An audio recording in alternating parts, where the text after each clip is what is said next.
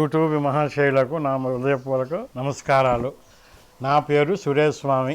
నేను శ్రీశైలంలో ఉంటానండి. ఆయుర్వేద వైద్యుణ్ణి. 30 సంవత్సరాల అనుభవం. ఇదో మన వాళ్ళు వచ్చి నా అనుభవాన్ని అడిగి కొన్ని తెలుసుకుంటామంటే వచ్చారు. నేను చెప్తున్నాను. ఈ ఆయుర్వేదం గురించి నిన్న మొన్నది కాకుండా 30 ఏళ్ళ అనుభవం ఉంది. నాకు 4 గురువులండి. ఒకరు ఏజిళ్ళ కామేశ్వరరావు గారు, విజయనగరం. ఒక ఆయన కాశీ భైరవ తీర్థల స్వాముల వారు, పాలకొండ. ఇంకొక ఆయన తిరుమల తిరుపతి దేవస్థానం ఎంప్లాయీస్, యానాది సూరయ్య గారు. ఇంకొక ఆయన కృష్ణమాచార్యులు, రాజమహేంద్రవరం. ఈ నలుగురు ఒక అనుగ్రహం, వాళ్ళు పెట్టిన విషయమేండి వైద్యం. 30 ఏళ్ళు నేను చేస్తున్నాను. చాలా బాగుంది. చాలామంది రోగాలు నయమైనాయి. అందరూ ప్రశంసలు అందుకున్నాను. ఇంతకు మునుపు కూడా ఒక 20 సంవత్సరాల క్రితం నా గురించి ఆర్టికల్ రాసినాయండి, మీరు చూసుకోవచ్చు. ఉదయం, డెక్కన్ క్రానికల్, ఆంధ్రభూమి, ఆంధ్రజ్యోతి. నేను చేసే వైద్యం గురించి చెప్పారండి.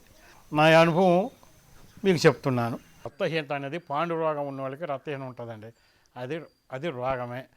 ఇక రెండోది, కొంతమంది సరే వాళ్ళకి పరిస్థితులు బాగోలేక సరైన ఆహారం ఉండదు, వాళ్ళకి హెమోగ్లోబిన్ డౌన్ ఉంటుంది. కొంతమంది రైతులకు కూడా ఉంటుంది. అయితే మూడిట్లకి ఒకటే మందు కాదు. ఎప్పుడైతే సరైన ఆహారం లేకుండా ఉన్న వాళ్ళకి ఆహారం తీసుకోండి.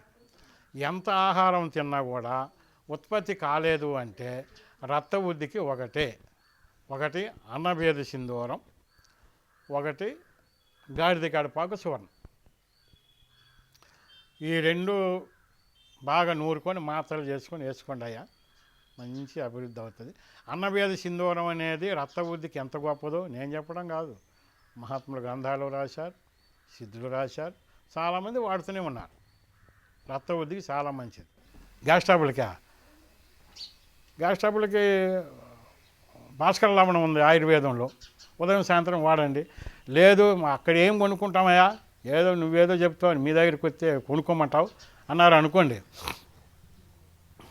జీలకర్ర 50 గ్రాములు, అల్లము 50 గ్రాములు, ధనియాలు 50 గ్రాములు.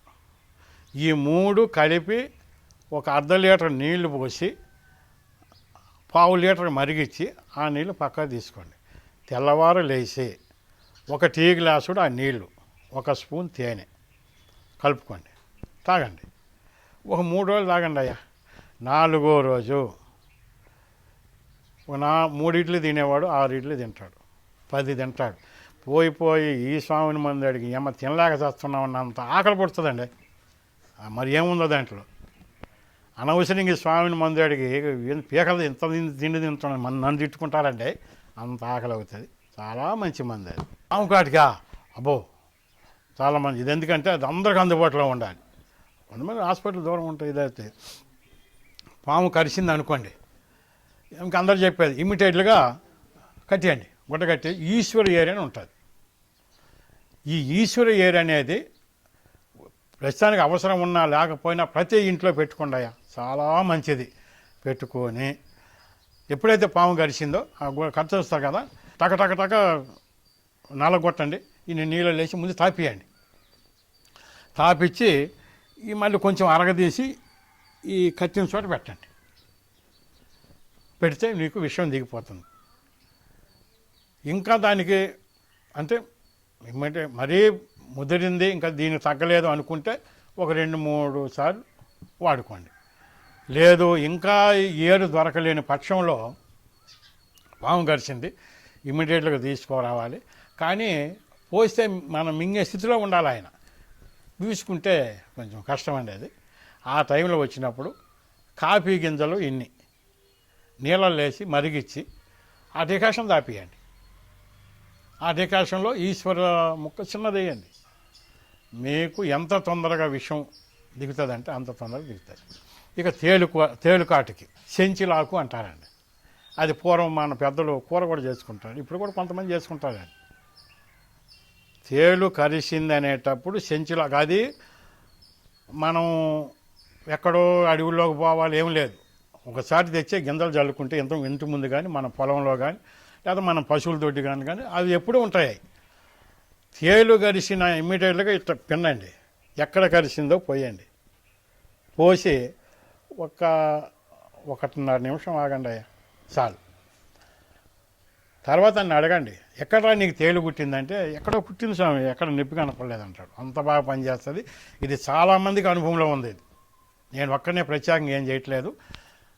ఇది నేను కొంచెం మరి పిచ్చి పెట్టో దేనికో తిరిగానండి. ఆంధ్ర, కర్ణాటక, తమిళనాడు అడవులు ఎక్కువ తిరిగాను. అక్కడక్కడ ఉంటారు కదా మహాత్ములు, వాళ్ళు చెప్పినది నేను చాలామందికి నయం చేశాను. తేలు మందు ఇది. ఇంకా ఎన్నో ఉన్నాయి తేలు మందుకు, ఒకటనే ఉంది.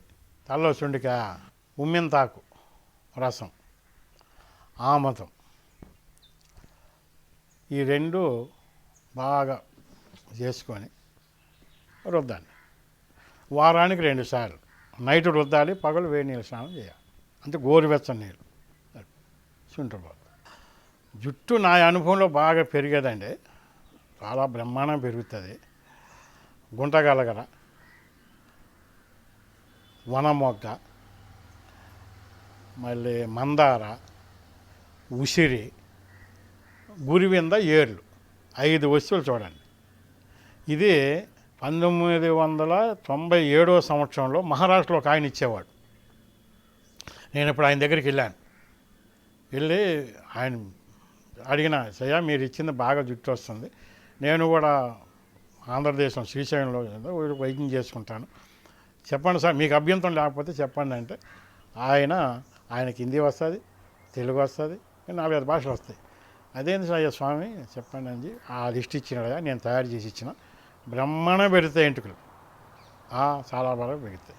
బట్టతాలకి ఎంటుకలు వచ్చే మందు నా దగ్గర ఉంది, నీకు 100% గ్యారంటీ ఇస్తాను. అది అంత తేలిక వచ్చేది కాదు, చిటకాలో చెప్పేది కాదు అది. అయితే ముందు మా దగ్గరికి రాండి, చూపియండి, 1 నెల వాడండి, మొత్తం బట్టతాలంతా ఈ సైజు వచ్చేస్తాయి. ఇంకా అవి పెరగాలంటే కొన్ని రోజులు వాడాలి. నేను ఇప్పుడు ఇచ్చింది కూడా ఏది అనామతులకు ఇవ్వలేదు. శివం కేశం, ఒక జ్యోతిష్ పండితుడు ఉన్నాడు హైదరాబాద్లో, టాప్, ఆయనకి ఇచ్చిన. తిరుపతిలో ఇచ్చా, విజయనగరంలో సోమునాయుడికి ఒక ఆయనకి ఇచ్చిన.